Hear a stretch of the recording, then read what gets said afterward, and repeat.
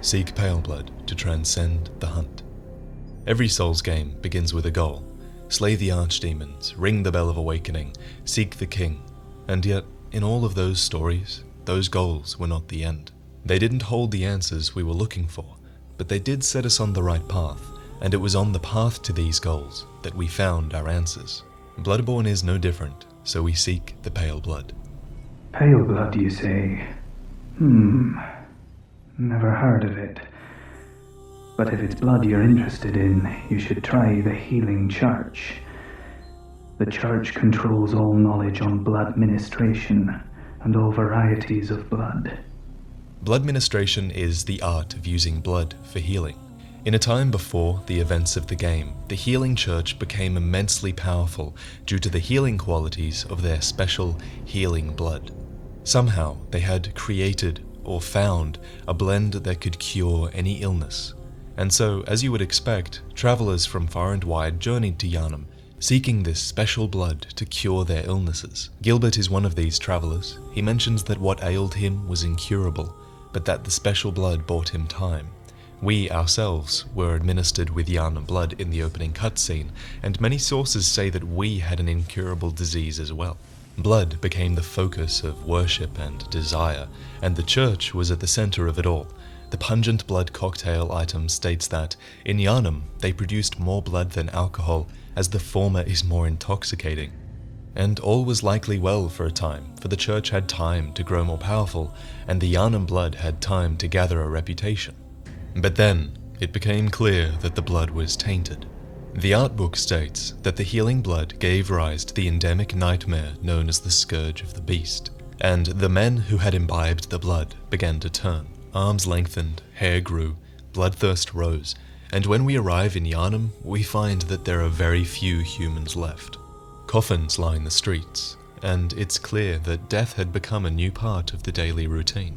Frantically, the church rallied together a force to fight the beast outbreak. By inspection of the Yharnam hunter cap, we learn of the Cleric Ludwig, the first hunter of the Healing Church. Ludwig recruited the men of Yharnam to serve as hunters. This hunter's attire was made for new recruits, but it was not nearly enough to allow ordinary men to stand any real chance against the beasts. And yet, Ludwig's influence is seen throughout Yharnam in the hunt that is carried out by the men of the town each night. With steel and fire, the men of Yharnam fought the beasts. Since the tragedy that struck old Yharnam, fire has become a staple in the beast hunts, and is thought to cleanse impurity. Certain types of beasts also have an abnormal fear of flame. The Molotov cocktail is one of the oldest hunter tools in the workshop. Sometimes, when hunters burn beasts, they appear intoxicated by the euphoria of purification. Despite all these hunts, Ludwig's attempts to rally the men of Yharnam backfired in a way. Those who engaged in the beast hunt became overwhelmed with fear and bloodlust, and their transformation into a beast was, ironically, fast-forwarded. Different men turn into different beasts, and most men of Yharnam are half-turned, patrolling the streets in a hunt that may never end. The sane Yharnamites hide indoors, and, as you've probably experienced, they spurn the outsider stupid enough to be caught outside on the night of the hunt. We fight our way through the moonlit streets, trying to find this valley to the east of Yharnam, and the great bridge that will lead us to the cathedral ward. Normally they wouldn't let you near the place, but the hunt is on tonight. This might be your chance. Ludwig was the first of many Healing Church hunters to come, many of whom were clerics. As it was, clerics turned into the most hideous beasts. The cleric beast leaps from the cathedral ward, and we fight what became of the first church hunter Ludwig. Take from this encounter that, to be close to the church, is to transform into a more complex beast. Perhaps the more insight you have into the church's doings, the more complicated your transformation. It's something worth keeping in mind as we continue to explore, because this theme continues. After the cleric beast is defeated, one can obtain the Hunter Chief Emblem, an item that belonged to the captain of the church hunters long ago. It opens one of the main church gates in the church courtyard, which would close behind Ludwig every time he embarked on Yharnam to engage in the hunt. It would then open upon presentation of the Hunter Chief Emblem, but that gate has been closed ever since, for Ludwig became the cleric beast.